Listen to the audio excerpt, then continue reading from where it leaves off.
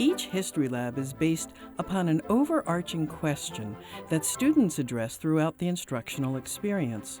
Overarching questions are broad and open to interpretation in order to provide students the opportunity to learn historical content and develop historical thinking skills by formulating answers based on critical analysis of evidence. The overarching question is so important to the history lab because it's really the backbone to the whole thing.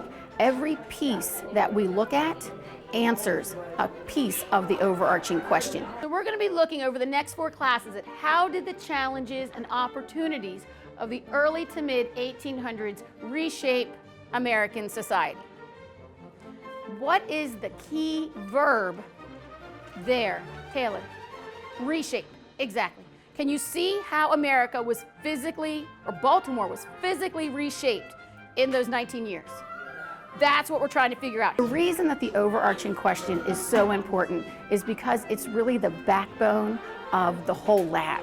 Everything that we do in the lab ties back to that overarching question, and at the end of each day, we tie it back and we say, all right, so how does this help us to answer that overarching question? This gives the kids the opportunity to confront the past through a series of questions. So immediately there's a hook, there's a buy-in, there's a reason to look at a particular incident or individual in the past.